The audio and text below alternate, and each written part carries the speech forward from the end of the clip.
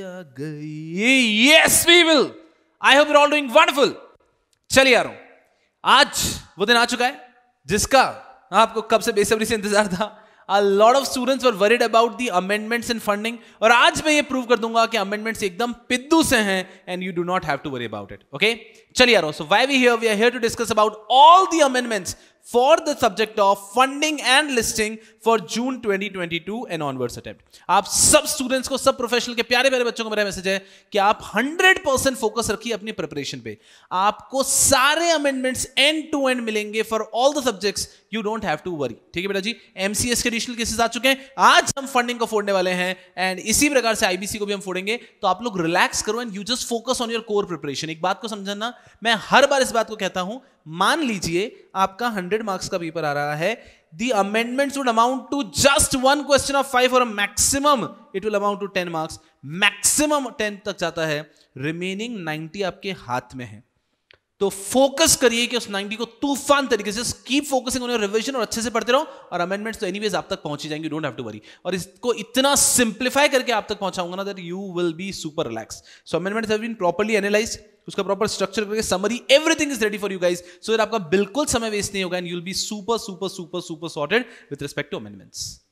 ठीक है बेटा जी, तो चलिए यारों, Before we actually start discussing all the amendments one by one, सबसे पहले क्या करते हैं, कुछ बात कर लेते हैं जिससे कि आपके दिलो दिमाग में कुछ सवाल होंगे, वो पहले मैं क्लियर कर देता हूं। CS प्रोफेशनल फंडिंग,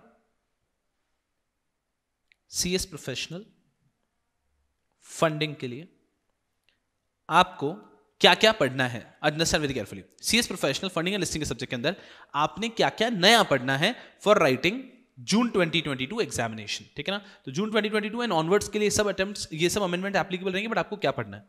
सबसे पहला बेटा जी, share based employ benefit and sweat equity regulation 2021 आपको पढ़ना है।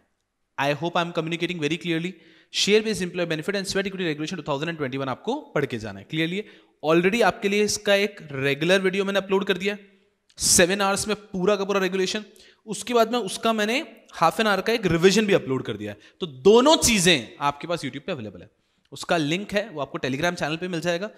Everything will be given you on the Telegram channel. तो शुभम शुक्लेचा मेंटोरशिप नाम से एक टेलीग्राम चैनल है, इंश्योर करो कि वहां पर है, वहां पर इन दोनों के आपको लिंक भी मिल जाएंगे, और मैं कोशिश करूंगा कि इस वीडियो के डिस्क्रिप्शन बॉक्स के अंदर भी उसके लिंक दे दूं। तो इसका रेगुलर भी आपके पास है, रिविजन भी है, वो आपने 100% देख लिया। अब मैं आपके दिमाग में जो गलतफहमी है उसको हटा देता हूं। सर, क्या हमें डीलिस्टिंग रेगुलेशन 2021 देख के जाना है क्या? क्योंकि सर ये हमारे सिलेबस में तो इस पे कोई चैप्टर नहीं था, लेकिन जो अमेंडमेंट शीट आई, जो सप्लीमेंट आया ICSI से, उसके अंदर ऐसा बताया था कि डीलिस्टिंग रेगुलेशन भी चेंज हो चुका है। जी नहीं, डीलिस्टिंग रेगुलेशन 2021 आपको पढ़ के नहीं जाना है, CS प्रोफेशनल के बच्चों को पढ़ के नहीं जाना है। हाँ, अगर कोई ऐसा स्टूडेंट है जो सिर्फ मॉड्यूल 3 दे रहा है, उसके बाद बहुत समय, तो वो पढ़ के जा सकता है। मेरा वीडियो उसका आपको यूट्यूब पे मिल जाएगा। तो डीलिस्टिंग रेगुलेशन 2021 का मेरा वीडियो, रेगुलर वीडियो भी यूट्यूब पे है, और उसका एक 30 मिनट समरी भी यूट्यूब पे है। तो यूट्यूब पे 2 वीडियोस है डीलिस्टिंग, एक रेगुलर वीडियो वो भी कुछ 6-7 घंटे का है, और उसका एक समरी वीडियो जो 30 मिनट्स का है वो भी है। क्या ये CS प्रोफेशनल के बच्चों को देखना है? The answer is no, this is not applicable. ठीक है, जिसका बहुत समय वो देख ले, क्योंकि उन्होंने अमेंडमेंट शीट में दिया, तो इसका बहुत समय वो देख के जा सकता है, बट मोस्टली इसके ऊपर सवाल नहीं आएगा, और आप लोगों ने इसके ऊपर अपना समय वेस्ट नहीं करना। तो डीलिस्टिंग रेगुलेशन 2021 मेरा रिकॉर्डेड है पूरा का पूरा 2021, वो यूट्यूब पे है पूरा का पूरा, लेकिन आपको उसको देखने की आवश्यकता नहीं है, टाइम वेस्ट मत करो। वापस मैंने कह दिया, लेकिन किसी व्यक्ति को सिर्फ मॉड्यूल 3 मेरे पास टाइम है तो वो देख लो, just to be on a super safe. बाकी हर एक स्टूडेंट जो 2 ग्रुप या 3 ग्रुप दे रहा है, उसको डीलिस्टिंग पे समय वेस्ट नहीं करना है, रेगुलर कंटेंट पे फोकस करो। इसके बाद में एक और अमेंडमेंट ने आपको परेशान किया। ये एक पेज था जिससे आप परेशान हुए, जो आपकी अमेंडमेंट शीट थी उसमें, कि डीलिस्टिंग जो रेगुलेशन है वो नया आ चुका है। तो भैया ये सिर्फ आपकी नॉलेज के लिए है कि 2009 वाला रिपील हो गया है, और 2021 वाला अब पिक्चर में आ चुका है, लेकिन ये आपको पढ़ के जाना नहीं है फॉर CS प्रोफेशनल। इसके साथ में एक और ऐसा ही था जिसने आपको परेशान कर दिया, दैट वाज दिस। यस यार, ये क्या रेगुलेशन था कि भैया जी अब आ चुका है SEBI issue and listing of non convertible securities regulation 2021। तो एक नया रेगुलेशन आ चुका है, SEBI issue and listing of non convertible securities regulation 2021।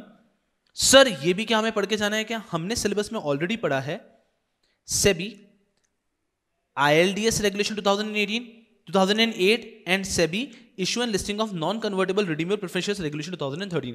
तो सर हमने ये 2008 का रेगुलेशन और 2013 का रेगुलेशन पढ़ा है, और अब हुआ ये है कि जो 2008 का रेगुलेशन है और 2013 का रेगुलेशन है, इसको रिपील करके 2021 का ये वाला रेगुलेशन आ चुका है। तो SEBI ILDS regulation and SEBI issue and listing of non convertible redeemable preferentials का रेगुलेशन, इन दोनों को मिक्स करके एक रेगुलेशन ले आए हैं, SEBI issue and listing of non convertible securities regulation 2021।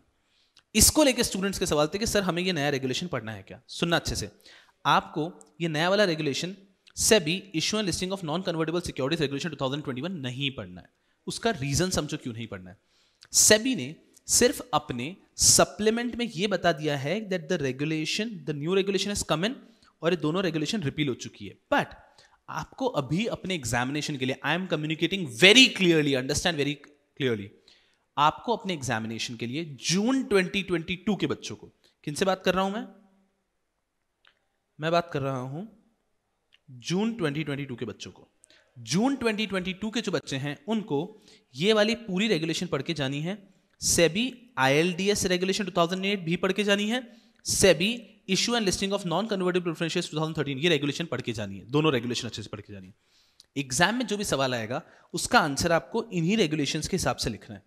Exam में इन पे जो सवाल आएगा उसका आंसर आपको इन्हीं रेगुलेशन के हिसाब से लिखना है, ILDS रेगुलेशन के हिसाब से, एंड साथ ही साथ issue and listing of non convertible redeemable preferentials regulation के हिसाब से आंसर लिखना है। और आंसर लिखने के बाद में एक नोट डालना है, आंसर लिखने के बाद में नीचे एक नोट डालना है, द रेगुलेशन ऑफ से ILDS regulation 2008 and SEBI issue and listing of non convertible redeemable preferentials regulation 2013 has been repealed and the new regulation, और ये नाम लिखना है आपको, SEBI issue and listing of non convertible securities regulation 2021 has come up. तो आपको नीचे एक नोट लिखना है that the new regulation SEBI issue and listing of non convertible securities regulation 2021 has been enforced which repeals regulation कौन सी 2008 and 2013 वाली।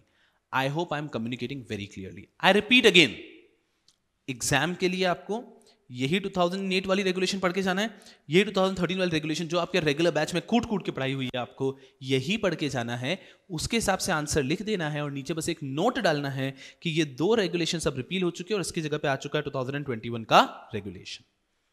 Clear हो गई पहली बात। अब इसका रीजनिंग भी समझिए, ऐसा क्यों, समझना अच्छे से। इंस्टीट्यूट ने सप्लीमेंट में, अगर आपने इंस्टीट्यूट का सप्लीमेंट अच्छे से देखा होगा तो उन्होंने सप्लीमेंट में जो share based employ benefit and sweat equity regulation दिया है वो पूरा रेगुलेशन डिटेल में दिया है, वो पूरा रेगुलेशन दिया है, तो वो पूरा रेगुलेशन आपको पढ़ के जाना है। लेकिन व्हेन इट कम्स टू 2021 का रेगुलेशन, उन्होंने रेगुलेशन नहीं दिया। उनको अगर आपके लिए अप्लाई करना होता तो पूरा रेगुलेशन देते, उन्होंने बस एक नोट दे दिया है कि ये दो रेगुलेशन रिपील हो चुके हैं और नया रेगुलेशन ये वाला आ चुका है। सर तो क्या इंस्टीट्यूट की हमसे ये अपेक्षा है कि हम ये रेगुलेशन को पूरा पढ़ लें? वो अपेक्षा उनकी क्यों नहीं हो सकती, समझना, आपके सिलेबस में रेगुलेशंस पूरी आती नहीं है। आई रिपीट, ये मैं रेगुलर बैच में बहुत बार समझाया है, वो हो सकता है कोई स्टूडेंट सेल्फ स्टडी भी कर रहा हो, यूट्यूब पे वीडियो हो सकता है, यूट्यूब पे देख रहा हो ये वीडियो, तो उस व्यक्ति को मैं क्लियरली कम्युनिकेट कर रहा हूँ। और जो सेल्फ स्टडी वाले और जो रेगुलर बैच वाले स्टूडेंट्स हैं उनको तो अच्छे से दिमाग में क्लियर हो जाती है वैसे भी ये बात कि आपके सिलेबस में पूरा रेगुलेशन आता नहीं है। जैसे कि अगर मैं भी आपको ICDR ओपन करके दिखाऊं, ये ICDR रेगुलेशन है, ICDR कितने पेज का है आपको दिख रहा होगा, 454 पेज का रेगुलेशन है ICDR। क्या ICDR 2018 आपके सिलेबस में पूरा है क्या? मान लीजिए ICDR आज की तारीख में रिपील होकर नया ICDR आ जाता है, ICDR 2022 आ जाता है एग्जाम्पल, और इंस्टीट्यूट बोल देता है that the regulation has been repealed and now ICDR 2022 has come up, तो क्या आप पूरा 454 पेज का रेगुलेशन पढ़ के जाओगे? आपके सिलेबस में पूरा रेगुलेशन होता नहीं है। ये मैंने ICDR ओपन किया, उसके बाद में यहीं पे AIF रेगुलेशन भी ओपन है, 66 पेजेस का रेगुलेशन है, ये 20% आपके सिलेबस में है बस, और ICDR भी 20-25% आपके सिलेबस में मुश्किल से। तो आपके सिलेबस में पूरे रेगुलेशंस अप्लाई नहीं होते हैं। उस पूरे रेगुलेशन में जो उनके सेलिएंट, जो उनके बहुत की प्रोविजंस होते हैं, सिर्फ उन प्रोविजंस को आपके सिलेबस में रखा जाता है। तो जब तक ICSI आपको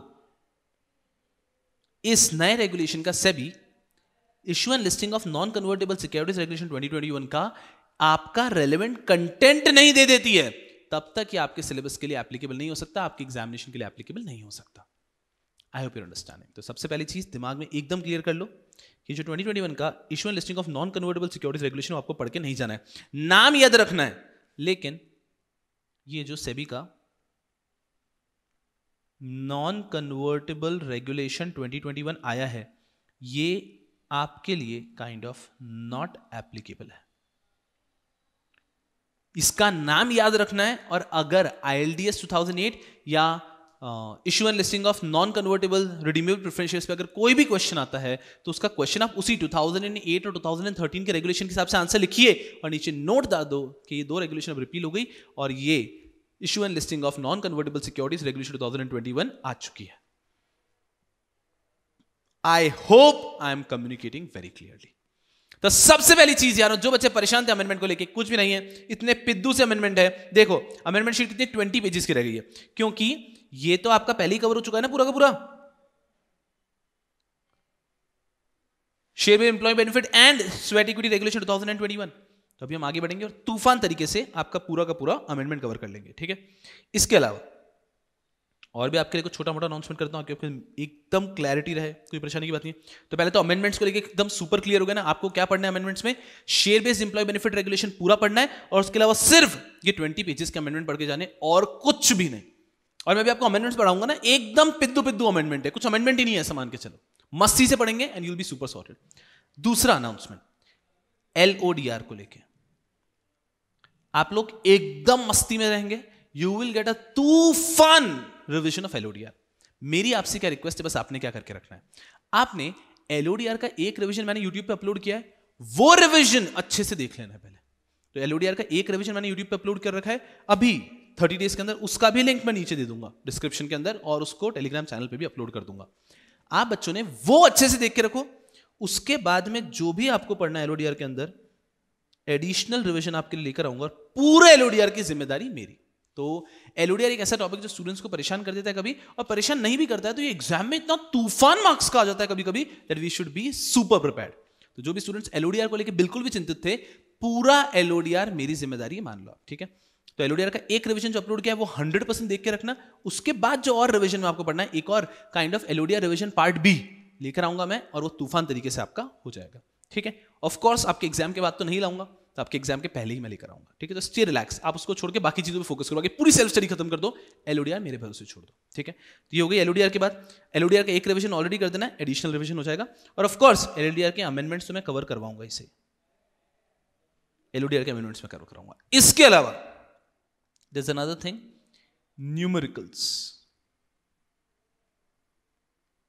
for funding एंड लिस्टिंग के एक न्यूमेरिकल सेशन भी मैं ले आऊंगा, ठीक है। तो आप रिलैक्स रहो, कुछ पूरा फोकस अपनी सेल्फ स्टडी पे लगाओ यार, ठीक है ना। ये सब चीजें मेरी तरफ से आएगी, एंड से आप समझो कि आपके एग्जाम्स के बहुत पहले ले आऊंगा मैं, so you don't have to worry. आपको बस ये ध्यान रखना है कि आप अभी पूरा का पूरा फोकस अपनी सेल्फ स्टडी पे दें। इसके अंदर ये लेक्चर देखने के बाद आपको एफर्ट्स नहीं लेने पड़ेंगे, ना तो आपको न्यूमेरिकल फंडिंग में लेने पड़ेंगे, ना आपको LODR में लेने पड़ेंगे, और अमेंडमेंट्स तो मैं अभी करा दूंगा, उसमें तो आपको लेना ही नहीं पड़ेगा, ठीक है। तो just have faith on the lecture and तूफान तरीके से आगे बढ़ो। आई hope I have communicated very clearly, ठीक है बेटा जी। और दूसरी चीज, आपने मस्ती में रहना है, आपके एग्जाम्स के पहले मेरी तरफ से आपको ये सब चीजें मिल जाएगी। तो स्टे रिलैक्स और तूफान तरीके से आगे बढ़ो।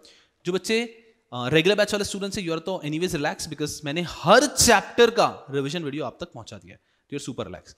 जो बच्चे सेल्फ स्टडी वाले स्टूडेंट्स हैं, ऐसा होते हैं कि हाँ यूट्यूब वगैरह से पढ़ रहे हैं, उन बच्चों के लिए मैंने चैप्टर वाइज बहुत सारे रिविजन्स रखे, तो आप अच्छे से सर्च करिएगा तो आपको मिल जाएगा, और मैं टेलीग्राम चैनल पे उसके भी लिंक शेयर कर दूंगा, तो you will be more relax, ठीक है। तो एकदम रिलैक्स रहो, खूब मेहनत करो, ये आपके मेहनत करने का समय है, जी जान से मेहनत करो and go head and kill it, ठीक है बेटा जी। This is all about funding. I think after this तो कहीं कोई दूर दूर तक परेशानी रहेगी नहीं, ठीक है बेटा जी।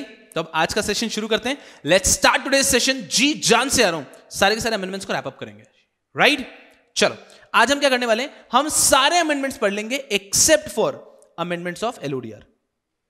LODR के अमेंडमेंट्स हम आज नहीं पढ़ेंगे। जैसे कि मैं आपको अमेंडमेंट्स का इंडेक्स दिखाता हूं, तो पहला जो हमारा ICDR में है वो पढ़ लेंगे, रियल एस्टेट इन्वेस्टमेंट ट्रस्ट पढ़ लेंगे, इंफ्रास्ट्रक्चर पढ़ लेंगे, प्राइवेट फंडिंग AIF पढ़ लेंगे, नॉन फंड बेस्ड भी पढ़ लेंगे, डेट वाला भी पढ़ लेंगे, यहां पर केस लॉ भी पढ़ लेंगे, नॉन कन्वर्टेबल रिडीमेबल प्रेफरेंशियल्स वाला भी मैंने आपको बता दिया है।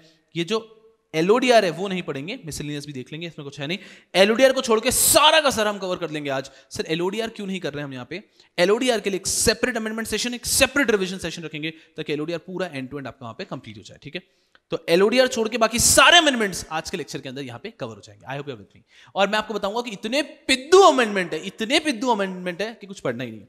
तो अगर वापस एक बार सिंपल समरी करूं, अमेंडमेंट जिसको कवर करने सिर्फ उसको क्या करना है, share based employ benefit regulation देखना है, प्लस दिस सेशन देखना है, प्लस एलओडीआर का रिवीजन देखना है।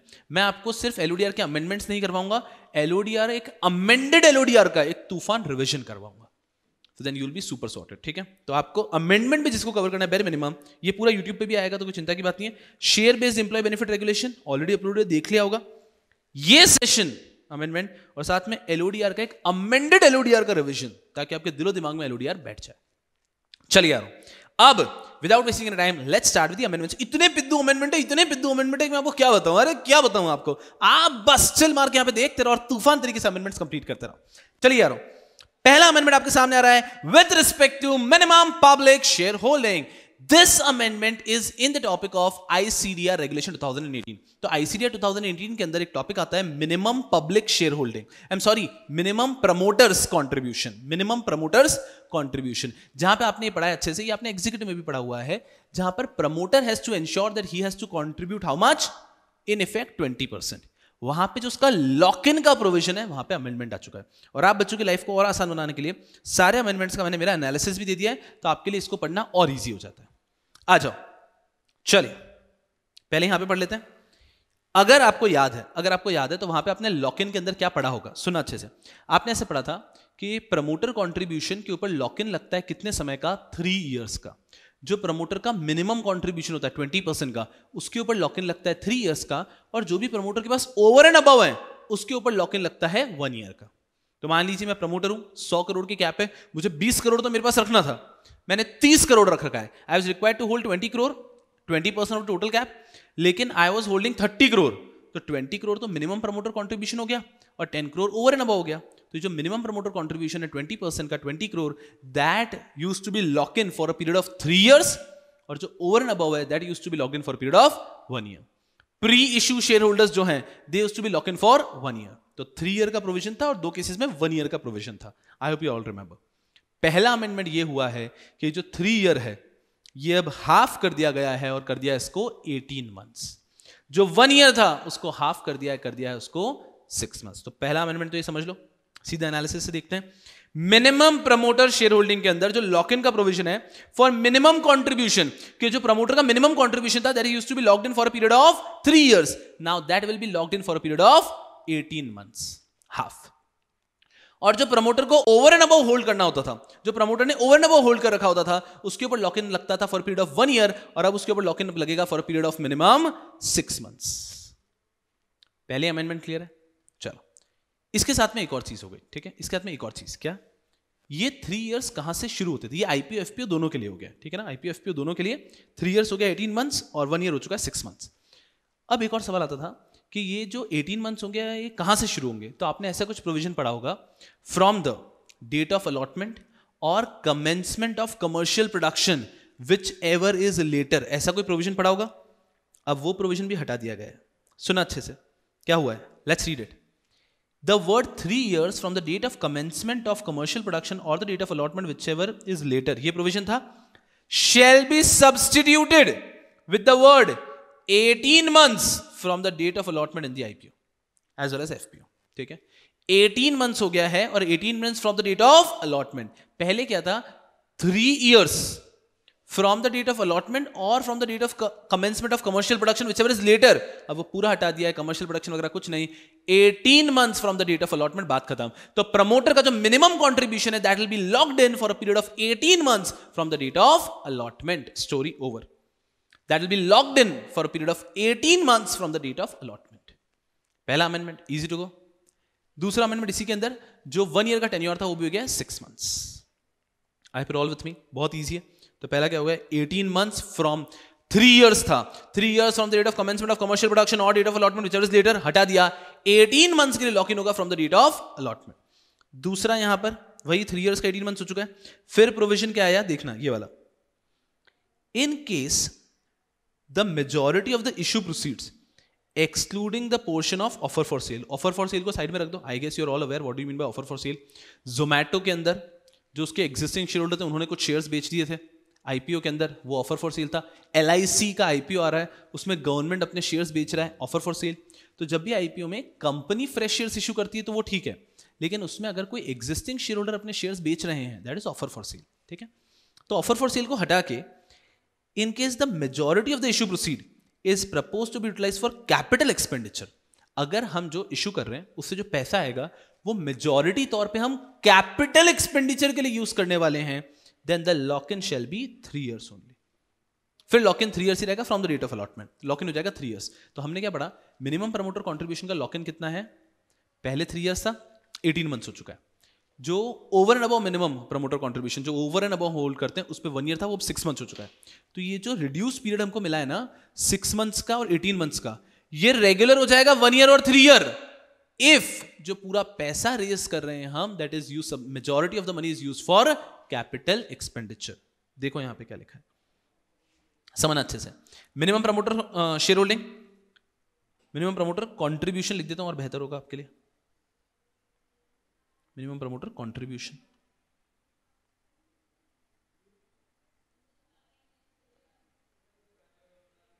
लॉक इन लगेगा यहां पे कितने पे, मिनिमम कॉन्ट्रीब्यूशन पे तो 3 इयर्स का जो था, और ओवर एंड अबव 1 ईयर का जो था, ये हो जाएगा 18 मंथ्स, ये हो जाएगा 1 ईयर, और ये वापस 6 मंथ्स की जगह 1 ईयर हो जाएगा। और इसी तरह से यहां पे भी समझ लो, ये जो मिनिमम कॉन्ट्रीब्यूशन है ये वापस 3 इयर्स का हो जाएगा, कब, if majority proceeds is use for capital expenditure, कि हम जो शेयर्स इशू कर रहे हैं उससे जो पैसा आ रहा है वो हम मेजॉरिटी यूज कर रहे हैं कैपिटल एक्सपेंडिचर के लिए, तो 3 ईयर 1 ईयर ही रहेगा।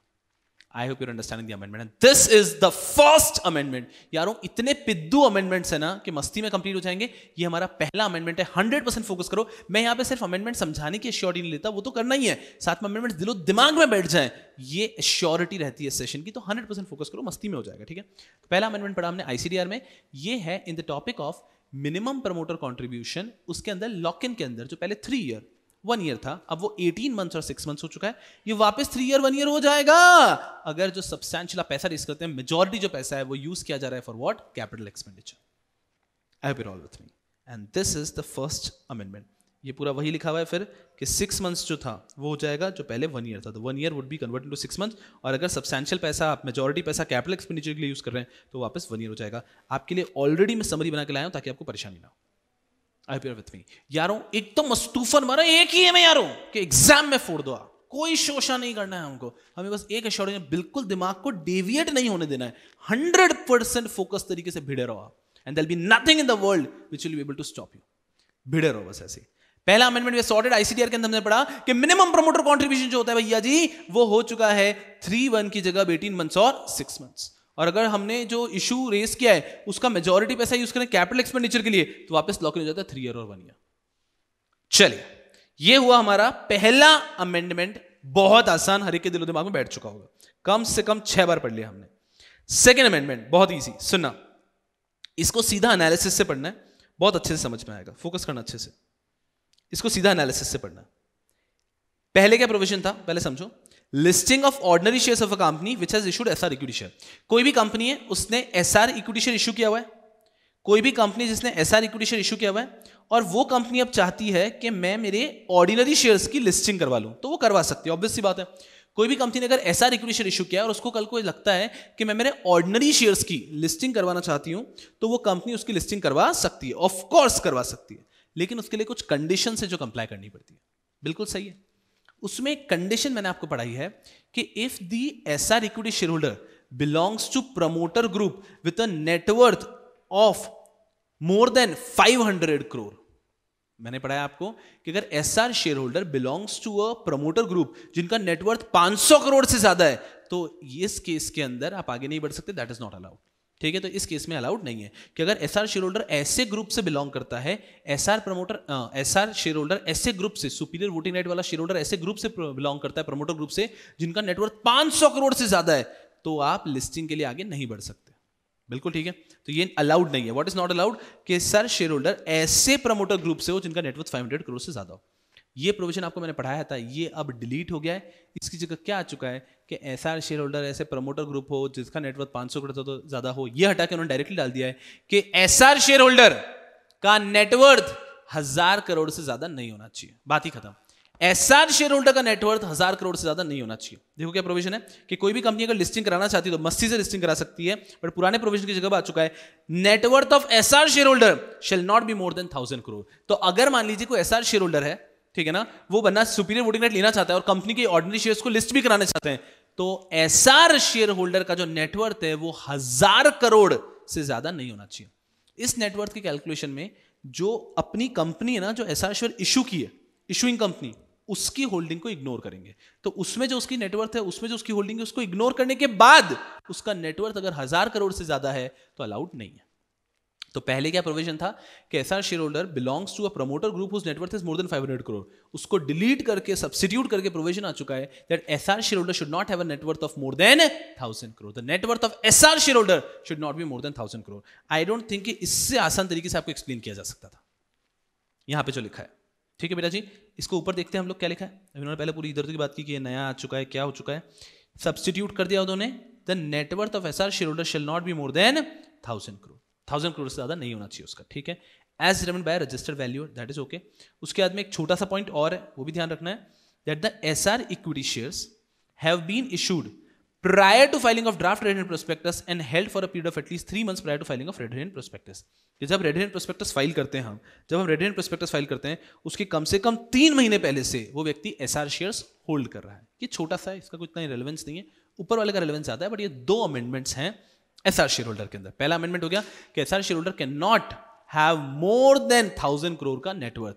SR share holder can not have more than 1000 crore का नेटवर्थ, ये पहला हो गया। दूसरा कि जब भी आप एक कंपनी जिसने एसआर इक्विटी शेयर इशू किए हैं वो अपने ऑर्डिनरी शेयर्स को लिस्ट करवाना चाहती है, तो एसआर शेयर होल्डर के पास कम से कम वो शेयर्स दिए हुए, होल्ड किए हुए, हेल्ड किए हुए कितना हो जाना चाहिए? 3 मंथ्स हो जाना चाहिए। तो 3 months from the date of, अपन ने जब रेड हेरन प्रोस्पेक्टस फाइल किया है, रेड हेरन प्रोस्पेक्टस के पिछले 3 महीने से पहले से इसको मिले हुए कम से कम 3 महीने का उसका होल्डिंग पीरियड होना चाहिए prior to filing of red herring prospectus. Then only the company can go and issue ordinary shares and get them listed. बहुत ईजी अमेंडमेंट है, समरी है। 2 अमेंडमेंट हो गए हमारे। पहला अमेंडमेंट पढ़ लिया हमने, मिनिमम प्रमोटर कंट्रीब्यूशन जो होता है उसके अंदर जो पहले 3 ईयर 1 ईयर था वो 18 मंथ 6 मंथ्स हो चुका है, इजी। दूसरा अमेंडमेंट हमने पढ़े एसआर इक्विटी शेयर होल्डर के पहले ऐसा था कि SR share holder should not belong to a promoter group having more than 500 crore का net worth. It has been changed now, और अब ऐसा कर दिया है that SR share holder should not have more than 1000 crore का net worth. Done. I hope you're understanding. बहुत आसान, बहुत ज्यादा आसान अमेंडमेंट चल रहा है। ये वो अमेंडमेंट नंबर 2। अमेंडमेंट नंबर 3 तो मेरे को पढ़ाना ही नहीं है, नहीं, मैं चाहता हूं आप खुद पढ़ो। ये मैं नहीं पढ़ाऊंगा, मैं नहीं पढ़ाएगा, ये मैं नहीं पढ़ाएगा, ये पढ़ो, ये आप खुद से पढ़ो, पढ़ो पढ़ो पढ़ो। मैंने एक गधों, पढ़ाई पे ध्यान दो आप लोग। मैंने पूछा पढ़ाई पे ध्यान दो आप लोग। मैं माइक बंद करके गाना गाएगा।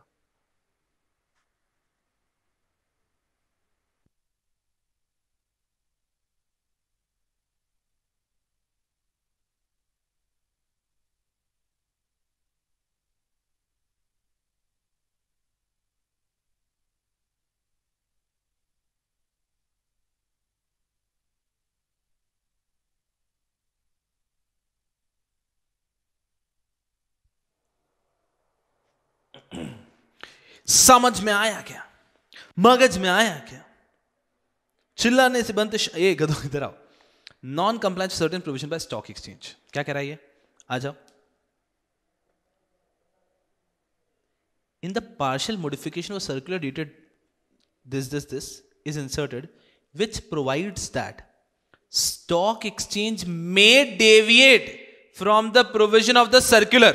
Stock exchange may deviate from the provision of the circular wherever the interests of the investor are not adversely affected if found necessary only after recording reason in writing. पहले एक सर्कुलर आया था जो कह रहा था कि स्टॉक एक्सचेंज अगर कोई भी नॉन कंप्लायंस करेगा तो उसके ऊपर पेनल्टी लगेगी। जेन्युइन है, स्टॉक एक्सचेंज कंपनी है ना, एससीआरए में पढ़ा है मैंने आपको बचपन में, बचपन मतलब आपके एग्जीक्यूटिव में। तो स्टॉक एक्सचेंज है तो एक कंपनी, बिजनेस ही है। उन्होंने अगर कुछ नॉन कंप्लायंस किया तो पेनल्टी लगेगी, बिल्कुल लगेगी, बराबर लगेगी। अब एक नया सर्कुलर ले आए भाई, तूफान क्या पावर, एकदम स्टॉक एक्सचेंज को लग रहा है अपुनिज भवन है। स्टॉक एक्सचेंज अगर कोई भी कंप्लायंस रूल से नॉन कंप्लायंस करना चाहते हैं in the interest of public, कि नॉन कंप्लायंस से पब्लिक को कोई प्रॉब्लम नहीं होगी, तो वो कर सकते हैं, बस उनको रीजन रिकॉर्ड करना है in writing. The stock exchange allowed to do any non compliance but it should not hamper public and you should record it in writing. क्या लिखा है, देखो देखो देखो, स्टॉक एक्सचेंज में deviate from the provision of any circular, कोई भी circular है उस सर्कुलर से डेविएट कर सकता है stock exchange wherever the interest of investor are not adversely affected, किसी भी इन्वेस्टर का इंटरेस्ट बुरा नहीं हुआ है, कि इन्वेस्टर के साथ में गलत नहीं हुआ है, the interest of investor is not adversely affected if found necessary only after recording reason in writing। तो स्टॉक एक्सचेंज को अगर लगता है कि कोई सर्कुलर फॉलो नहीं करेंगे, इससे कोई इंटरेस्ट भी, इन्वेस्टर के इंटरेस्ट को भी कोई प्रॉब्लम नहीं होगा, तो वो उससे फॉलो नहीं कर सकते हैं, बस उनको रिकॉर्ड करना है reason in writing. Of course it goes unsaid कि एग्जाम लुकआउट से ये बिल्कुल काम का नहीं है, लेकिन it's a wonderful thing which SEBI has said. तूफान कुछ भी कह रहा है सेबी आजकल मूड में, ठीक है। 3 अमेंडमेंट हमने पढ़े, थर्ड अमेंडमेंट कोई काम का नहीं है आपका, बस ठीक है, शीट में था मैंने आपको बता दिया। पहले 2 अमेंडमेंट ठीक है, पढ़ने लायक है कि आईसीटीआर में 3 years and 1 year has been now converted into 18 months and 6 months। और उसमें भी अगर आपने जो इशू प्रोसीज है other than offer for cell, ये जो पैसा आया है मेजॉरिटी यूज किया आपने कैपिटल एक्सपेंडिचर के लिए, वापस 3 year करो, वापस 1 year करो। क्लियर है हम लोग यहाँ पे। चलो उसके बाद में हमने और क्या देखा मैं बताऊं आपको।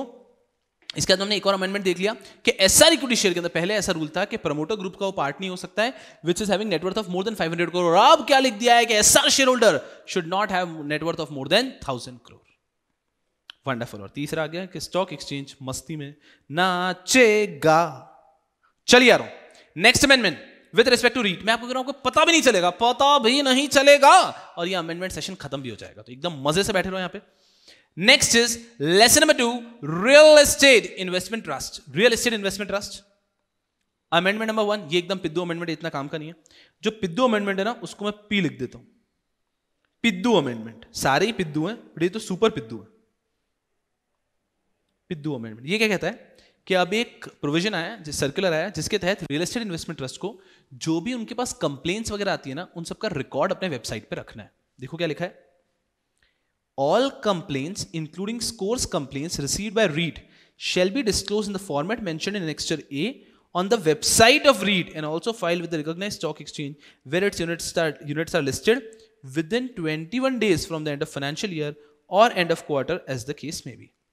तो हर एक रियल एस्टेट इन्वेस्टमेंट ट्रस्ट को आपके पास जो भी कंप्लेंट्स आए हैं डायरेक्टली या स्कोर्स के थ्रू, उन सब कंप्लेंट्स का रिकॉर्ड अपने वेबसाइट पे रखना है। अब सभी बताएगा कि किनको ईयरली रखना है, क्वार्टरली रखना है, ये सब ठीक है, बट हमारे लिए एक नया नया प्रोविजन आया, ये सबको आजकल एआईएफ को भी बोल दिया है करने के लिए, मर्चेंट बैंकर्स को, बहुत लोगों को बोल दिया है सब करने के लिए, तो ठीक है, इट्स अ नॉर्मल थिंग, ठीक है, कि उनको बोलते हैं कि उनके जो भी कंप्लेंट्स आते हैं, उन्होंने क्या क्या इशू कैसे एड्रेस किया, ये सब अपने वेबसाइट पर लिखने का, रिकॉर्ड पूरा अपने वेबसाइट पर रखने का। तो पिद्दू अमेंडमेंट एग्जाम लुकआउट से काम का तो नहीं है, बट ठीक है, एक अमेंडमेंट है। हमारे एग्जाम लुकआउट से ये अमेंडमेंट है तूफान अमेंडमेंट। करते हैं स्टार मार्क। सर डिफिकल्ट है क्या? डिफिकल्ट तो नहीं है, बहुत आसान है, बट एग्जाम में 100% काम आ सकता है। रियल एस्टेट इन्वेस्टमेंट ट्रस्ट में क्या हो गया, देखो सीधा पहले ऊपर रीड करते हैं। In regulation 14, in sub regulation 14 the word amount shall be inserted after the word subscription. इसका कोई चेंज नहीं है, पहले लिखा था कि इतना इतना सब्सक्रिप्शन करना होगा, अब सब्सक्रिप्शन अमाउंट लिखा है, पहले भी उसके अंदर प्रिज्यूम था अमाउंट, अब उन्होंने एक्सप्रेसली लिख दिया, तो यहां कोई इफेक्टिवली चेंज नहीं है। And the word and symbol and और पब्लिक ऑफर शैल बी 50,000, ये कट कर दिया जाएगा, and shall be substituted with the word and symbol and follow on offer shall fall in the range of 10,000 to 15,000। Sir कुछ समझ नहीं आ रहा है, मैं बताएगा आपको। पहले जो मिनिमम सब्सक्रिप्शन रीट में 50,000 रुपीज का था, कि किसी व्यक्ति को रीट में अप्लाई करना है तो उसको 50,000 का मिनिमम सब्सक्रिप्शन था रीट के इनिशियल ऑफर में, या फिर इनिशियल ऑफर में 50,000 का था, ठीक है। अब उन्होंने क्या रूल बना दिया है कि भले ही इनिशियल ऑफर हो या फॉलो ऑन ऑफर हो, आपका जो मिनिमम सब्सक्रिप्शन है वो हो जाएगा 10,000 to 15,000। तो जो पहले आपका मिनिमम सब्सक्रिप्शन हुआ करता था 50,000 का, that has been now made in line with normal companies 10 to 15,000. Normal companies का शेयर्स का जब इशू आता है, LIC का देखो, किसी का भी देखो, तो आपको दिखेगा जो मिनिमम सब्सक्रिप्शन होता है वो 10 से 15,000 के बीच में होता है, right. Normal provision, price band वगैरह जो हम सब कुछ पढ़ते हैं, वहाँ पे हम पढ़ते हैं minimum subscription it should fall between 10 to 15,000. तो अब real estate investment trust and same for infrastructure investment trust, मैं पढ़ाऊंगा अभी 2 मिनट बाद, इनको भी इनलाइन कर दिया है. तो जो मिनिमम सब्सक्रिप्शन पहले 50,000 का था, that has been made what 10 to 15,000 के बीच में होना चाहिए. दूसरा amendment in regulation number 16 in sub regulation 4 the word and figure 100 units shall be substituted with 1 unit. तो पहले जो ट्रेडिंग लॉट 100 यूनिट्स हुआ करता था, अब वो ट्रेडिंग लॉट भी क्या कर दिया है 1 यूनिट. कि स्टॉक एक्सचेंज पे आप मस्ती से एक लेने का एक बेचने का, एक लेने का एक बेचने का, ना ना ना ना, ये भी आप कर सकते हो यारों. अरे पर्पस समझो, यहाँ पे पर्पस क्या है उनका. पर्पस इज कि जिस प्रकार से कंपनी के शेयर्स में ट्रेडिंग होती है, उसी प्रकार से रियल एस्टेट इन्वेस्टमेंट ट्रस्ट के यूनिट्स में भी ट्रेडिंग हो, सेम इनलाइन करने की कोशिश करो. और आप देखोगे अगले कुछ सालों में बहुत चेंजेस लाएंगे रीड और इंफ्रास्ट्रक्चर इन्वेस्टमेंट ट्रस्ट में, और इसको मोरलेस ICDR के साथ इनलाइन लेने की कोशिश कर रहे थे. उन्होंने बहुत अच्छा मूव लिया है. मिनिमम सब्सक्रिप्शन ऑफ रीड 50,000 से ले आए 10 to 15,000 के बीच में, 50,000 से ले आए 10 to 15,000 के बीच में होना चाहिए, और मिनिमम जो ट्रेडिंग लॉट होता है उसको 100 यूनिट से कर दिया है 1 यूनिट. बहुत easy to understand but a very important amendment. और इसका कॉपी पेस्ट अमेंडमेंट है. यहां पे आपको मेरी मदद की कोई जरूरत नहीं, आप मेरी मदद के बिना भी कर पाओगे.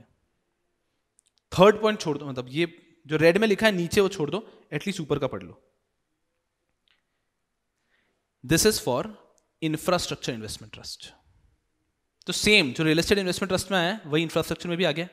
इट्स सेल्फ एक्सप्लेनेटरी कि जो minimum subscription infrastructure investment trust में पहले 1 लाख था, that has been made 10,000 to 15,000 के बीच में होना चाहिए. तो जो भी ये है, ये जो मिनिमम सब्सक्रिप्शन है 10 to 15,000 के बीच में होना चाहिए, और जो ट्रेडिंग लॉट 100 यूनिट्स था वो अब क्या हो चुका है 1 यूनिट. तो रियल एस्टेट इन्वेस्टमेंट ट्रस्ट और इंफ्रास्ट्रक्चर इन्वेस्टमेंट ट्रस्ट में जो पहले मिनिमम सब्सक्रिप्शन 50,000 1 लाख था, अब वो सबको सेम कर दिया 10,000 to 15,000 होना चाहिए, और जो ट्रेडिंग लॉट 100 यूनिट्स था वो कर दिया 1 यूनिट होना चाहिए. सेम कर रहे हैं इसकी तरह, किसकी तरह, ICDR नॉर्मल शेयर्स के इशू की तरह. फिर एक नया प्रोविजन अच्छे से, थोड़ा तो पहले भी था, देखो मिनिमम 5 यूनिट होल्डर्स होने चाहिए आपके पास हर एक इंफ्रास्ट्रक्चर इन्वेस्टमेंट ट्रस्ट में. मिनिमम 5 यूनिट होल्डर्स होने चाहिए other than sponsor, related party and associates. Sponsor को छोड़ दो, रिलेटेड पार्टीज को छोड़ दो, एसोसिएट्स को छोड़ दो, इनको छोड़ के कम से कम 5 आपके पास यूनिट होल्डर्स होने चाहिए. ठीक है सर, इनको छोड़ के कम से कम 5 यूनिट होल्डर्स होने चाहिए. Thumbs up. Who should be holding at least 25% total units of infrastructure investment trust. तो इंफ्रास्ट्रक्चर इन्वेस्टमेंट ट्रस्ट के जो टोटल यूनिट्स हैं उनमें से कम 25% अदर देन दीज पीपल के पास होने चाहिए, जिसमें मोर देन 25% प्रमोटर के पास भी नहीं होना चाहिए, सॉरी स्पॉन्सर के पास भी नहीं होना चाहिए, एसोसिएट के पास भी नहीं होना चाहिए, रिलेटेड पार्टी के पास भी नहीं होना चाहिए, और ये कम से कम 5 लोग होने चाहिए. तो काइंड ऑफ पब्लिक होल्डिंग जैसा हो गया. तो कम से कम 5 दूसरे यूनिट होल्डर होने ही चाहिए, उनके पास कम से कम 25% ऑफ द टोटल यूनिट्स होना ही चाहिए. एक बार ये रीड करो, समझ में आएगा आपको. And this is a new sub regulation, नया है, पहले ऐसा प्रोविजन नहीं था. एक बार शांति से रीड करो, समझेगा 100%. देखो कितने पिद्दू अमेंडमेंट है, अरे इतने पिद्दू अमेंडमेंट है, इतने पिद्दू अमेंडमेंट है कि मैं आपको क्या बताऊं. एग्जाम में 1-2 ऐसे अमेंडमेंट है जिससे एग्जाम में क्वेश्चन आ सकता है.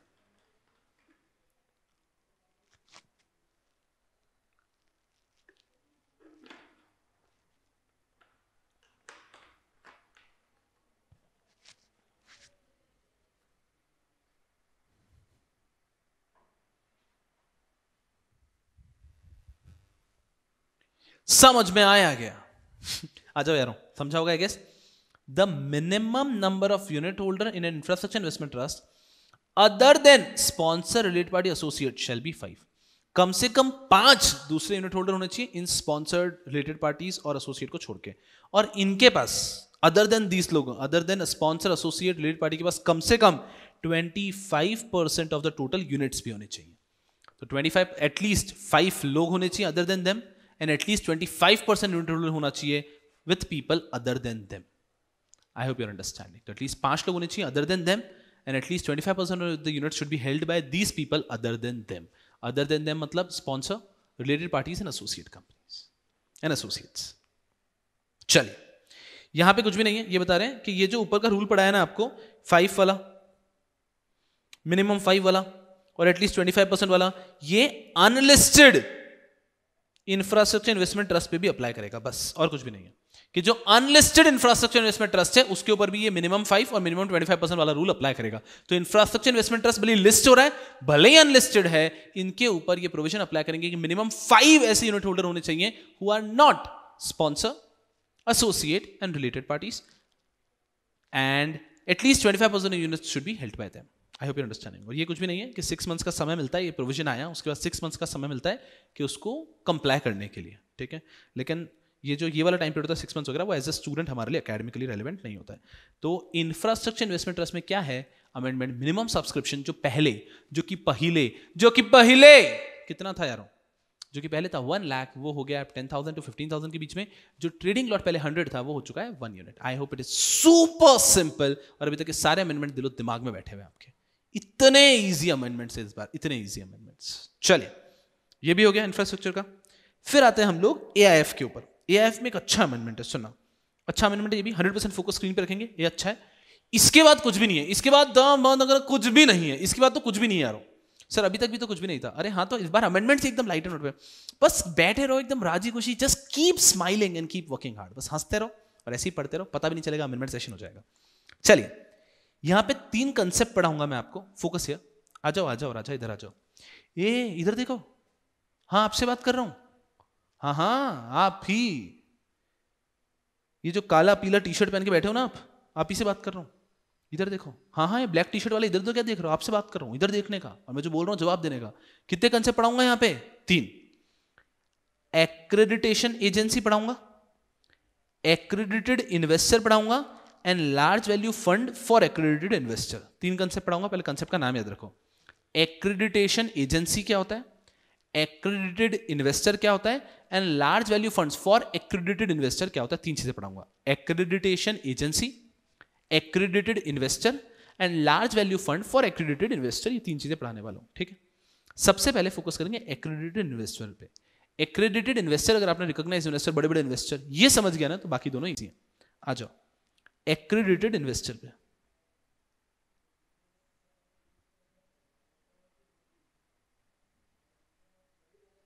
बस इतना, इस पार्ट को भी स्किप करने का, इसको नहीं, सिर्फ इतना सा पढ़ो।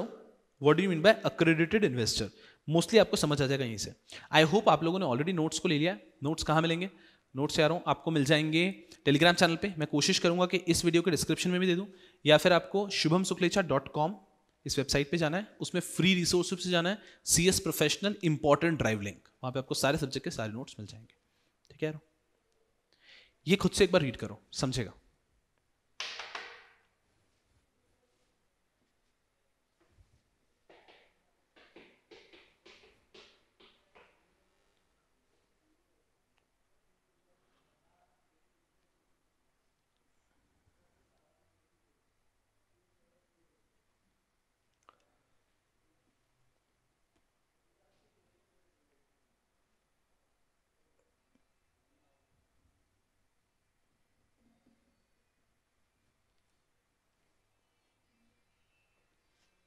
रीडे यारों, अजी रीडे के नहीं रीडे, इधर आओ।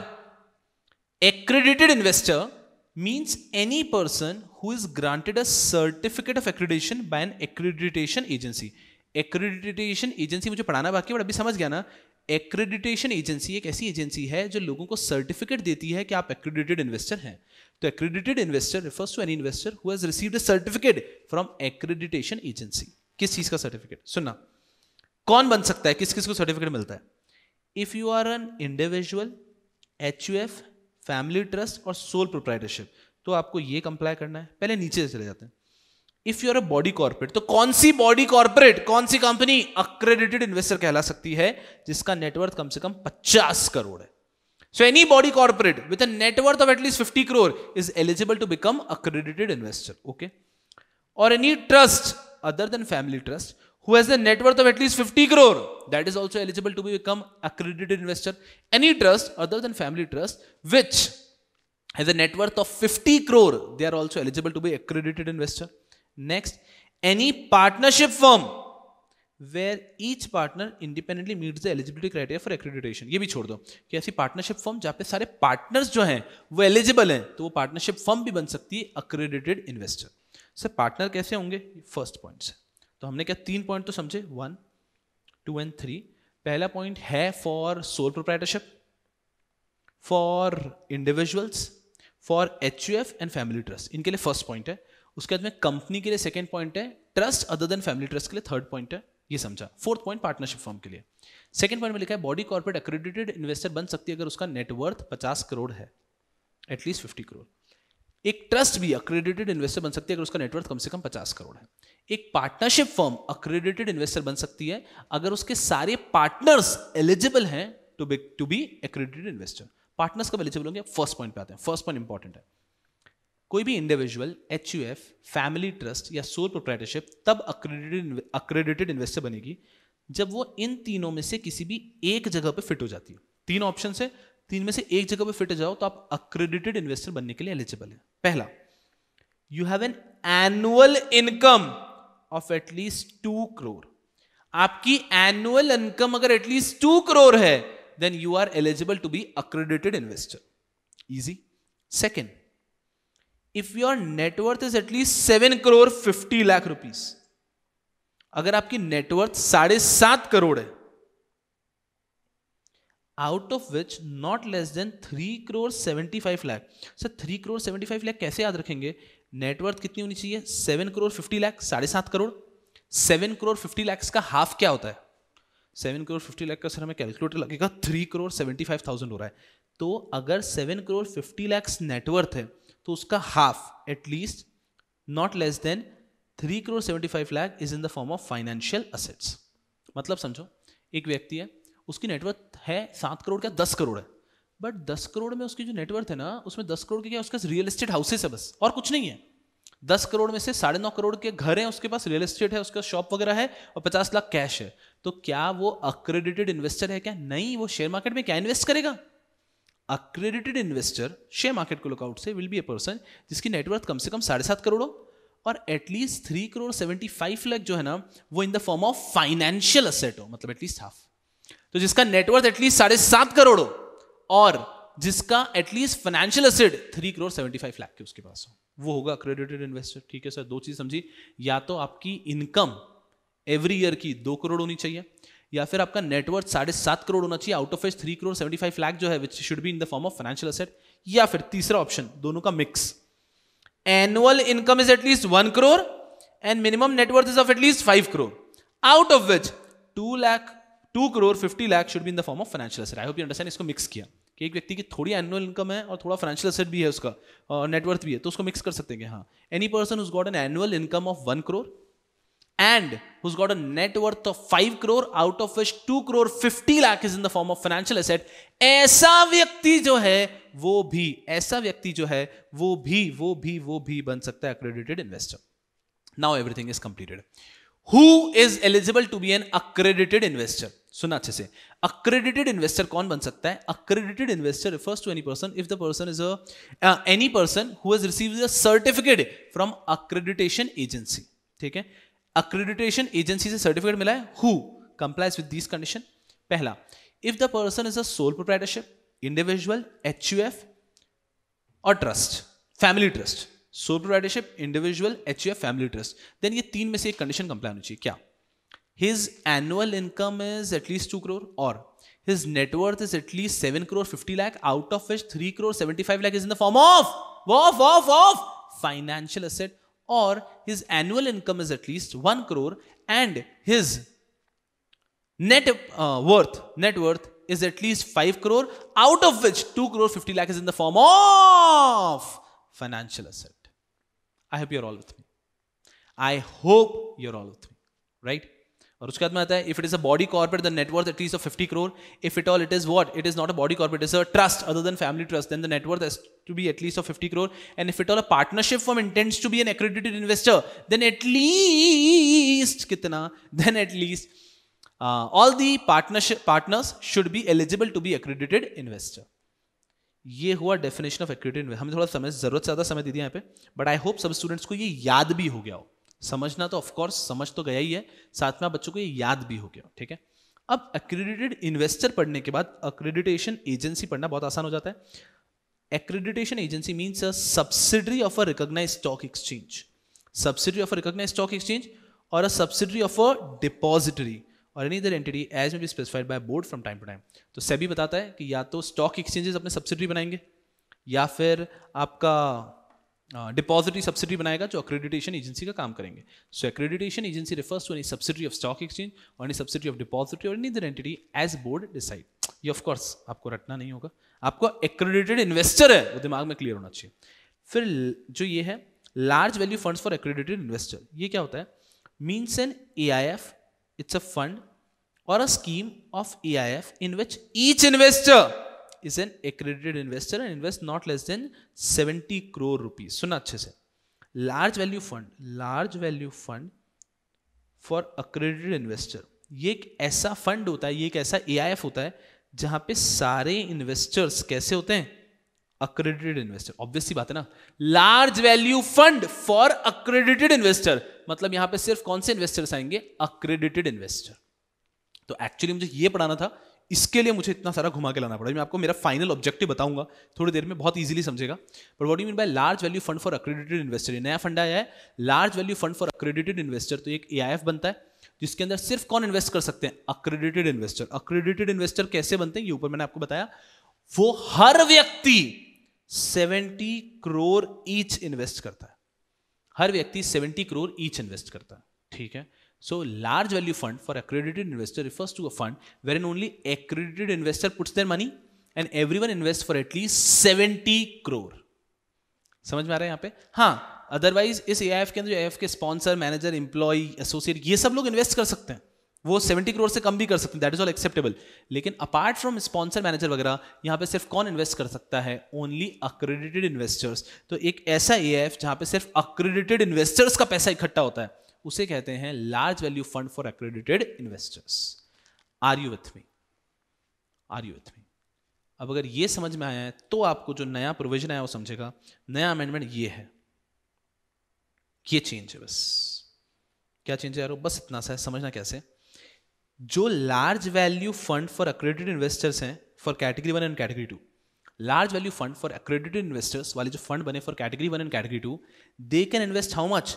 50% of investable surplus. They can invest 50% of their investable surplus in an investee company. वो एक investee company में directly और indirectly, या तो directly या फिर through another AIF, through another thing, वो invest कर सकते हैं कितना? 50% of their investable surplus in an investee company। वापस एक बार, जो भी large value fund for accredited investors हैं, ये कितना अमेंडमेंट, बस ये लिमिट है, ये याद रखना है बस, कि जो भी large value fund for accredited investors हैं ये 50% इन्वेस्ट कर सकते हैं इन इन्वेस्टी कंपनी, अगर ये कैटेगरी 1 और 2 है। वहीं अगर ये कैटेगरी 3 है तो ये सिर्फ कितना इन्वेस्ट कर सकते हैं? 20% इन्वेस्ट कर सकते हैं ये अपने इन्वेस्टेबल फंड का इन एन इन्वेस्टी कंपनी, डायरेक्टली और इनडायरेक्टली। वापस एक बार, अब इतना सा पढ़ाना था मुझे आपको, ये तो मैं ये रट लो तो बात बहुत आसान है, लेकिन अगर कंसेप्चुअली आते हैं तो अक्रेडिटेड इन्वेस्टर समझना चाहिए, फिर अक्रेडिटेशन एजेंसी, फिर large value fund for accredited investor, और फिर ये अमेंडमेंट कि कोई भी अगर large value fund for accredited investors बनाए for category 1 and 2, then they can invest how much? Maximum 50% of their investable surplus in an investment company। और वहीं अगर large value fund for accredited investor बनाए for category 3, they can invest only 20% of the investable surplus in a particular in an investee company directly or indirectly। 50%, 20%, याद रहेगा क्या यार?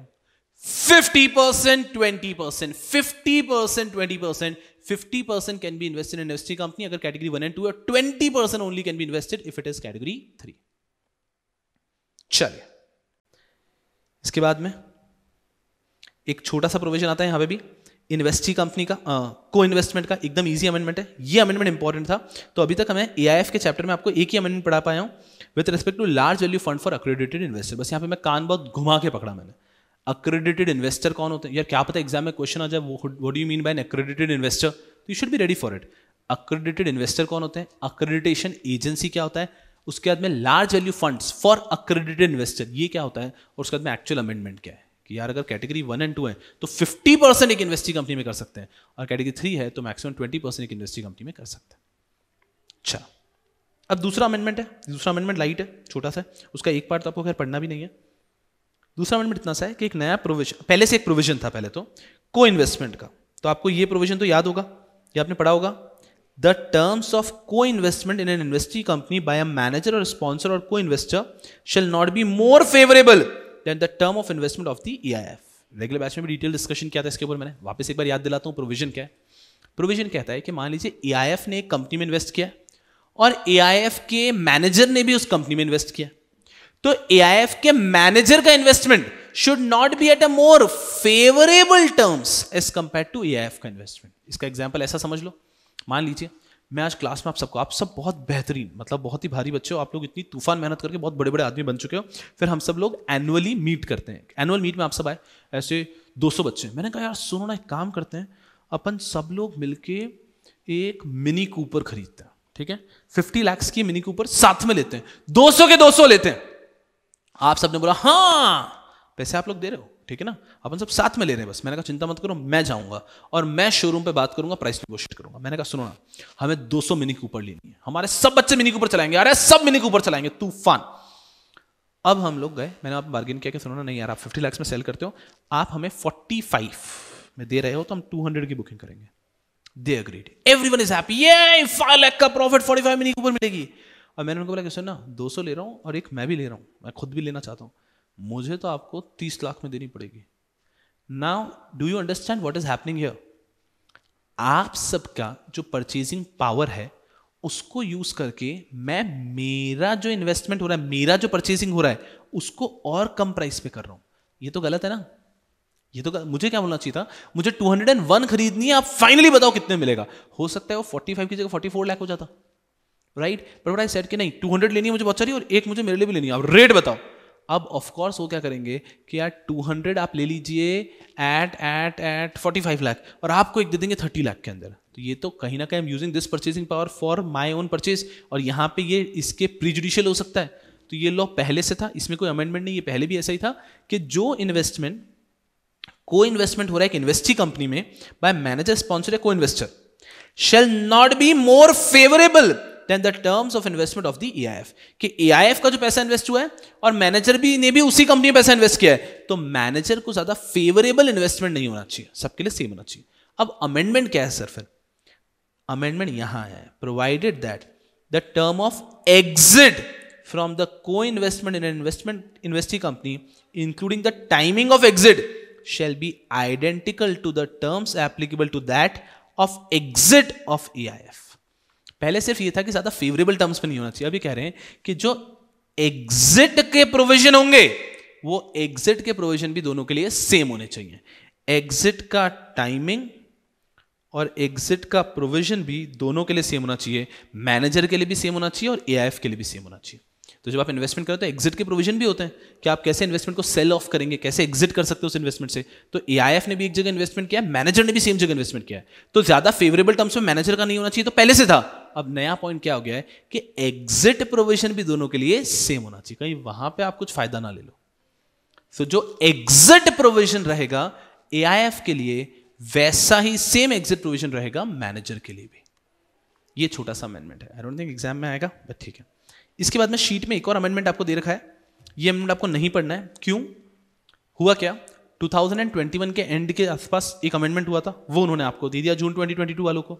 इसमें वापस अमेंडमेंट हुआ है in the first half of 2022। तो ये आपको नहीं पढ़ना है, जो आप पढ़ रहे हो ये अगर आप पढ़ते हैं तो ये वैसे भी हट चुका है, तो ये आपको नहीं पढ़ना है, ये आप कट कर सकते हैं, ठीक है।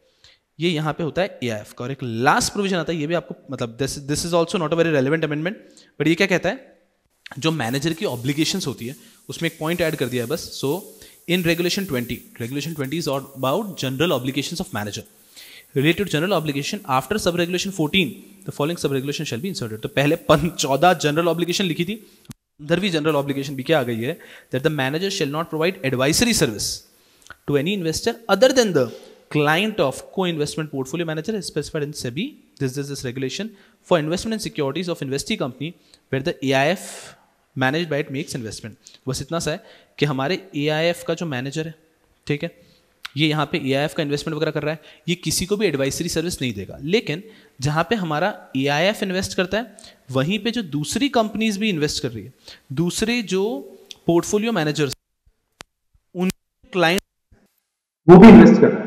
ये मैनेजर इनको फिर भी एडवाइजरी सर्विस दे सकता है, क्योंकि सब लोग मिलकर एक जगह पर इन्वेस्टमेंट करते हैं तो हमें इन्वेस्टमेंट बेहतर मिल जाता है।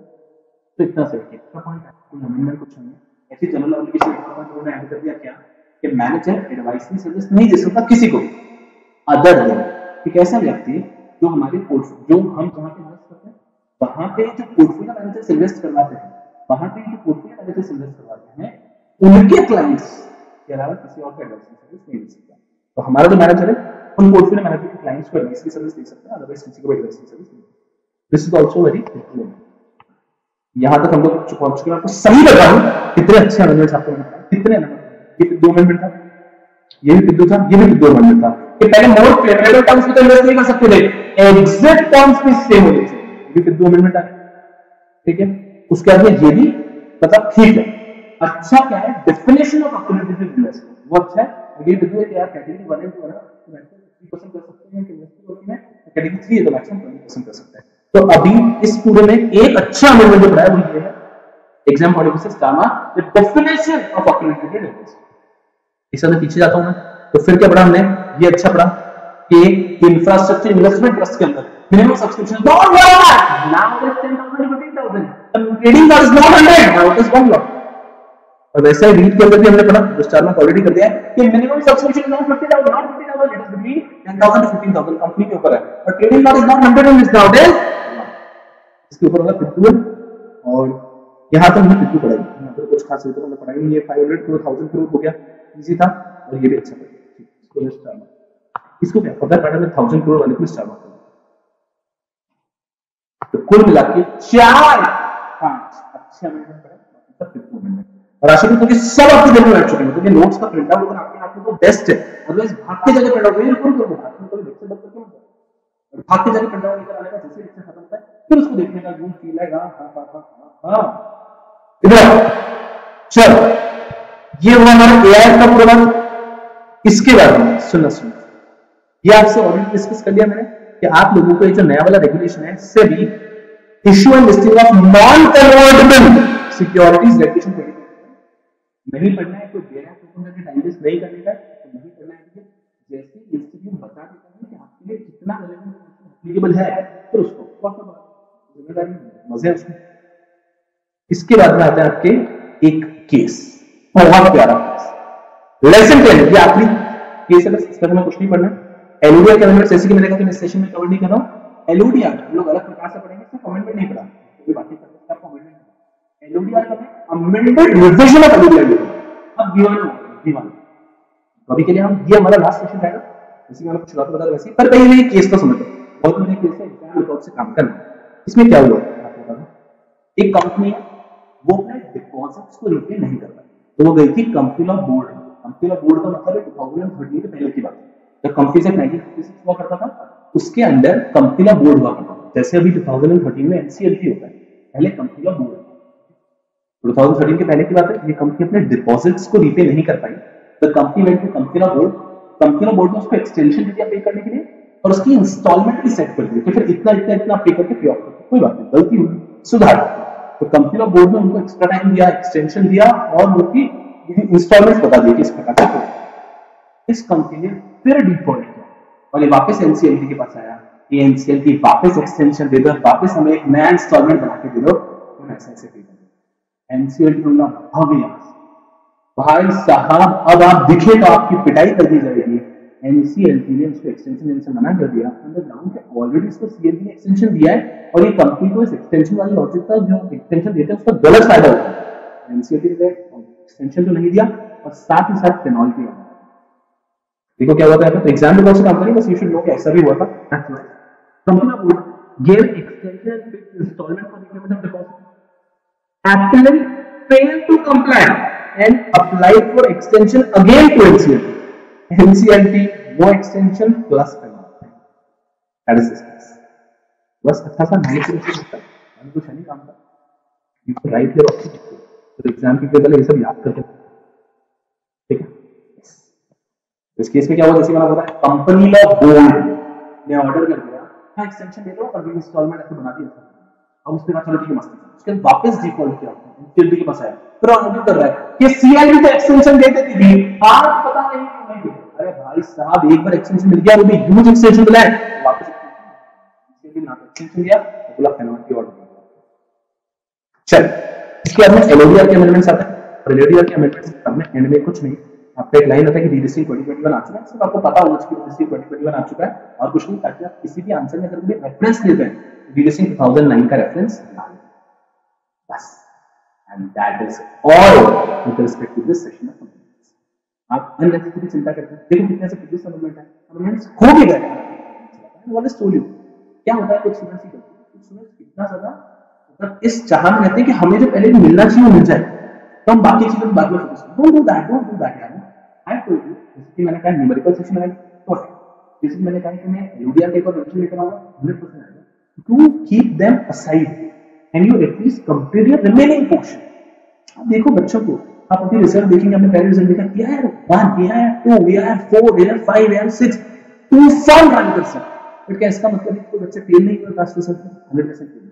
तो आपको फोकस करना है कि आपको जी जान से पूरा फोकस पढ़ाई पे रहना है। I will reach out to you for everything which you should. अब देखना आपके एग्जाम शुरू के पहले बढ़िया सा आपको ऑर्डिनल दोवन you be super prepared for examination, तो all of those things I will do, you just stay relax, सही आपका काम मेहनत करने का, मेहनत करते जाओ, अपने दिमाग को अननेसेसरी डाइवर्ट मत करो, यू गॉट एवरीथिंग। ठीक है, एक बार और रिपीट करता हूं कि अमेंडमेंट्स के लिए बच्चों के लिए कैसा है, जो भी व्यक्ति की बात करें और जून 2020 एंड ऑनवर्ड्स अमेंडमेंट्स 3 हिस्सों में होता है। एक बच्चों ने share based employ benefit and sweat equity regulation देख लिया है 21 का एस्पेक्ट, उसके बाद में एक ये वाला सेशन था अमेंडमेंट्स का, ये आपने देख लिया, साथ में आपको एक और देखना है एलओडीआर का amended and you will be super sorted. I wish you all the best बेटा जी, खूब खूब पढ़ो and खूब खूब आगे बढ़ो, make me proud, make your parents proud, everyone around.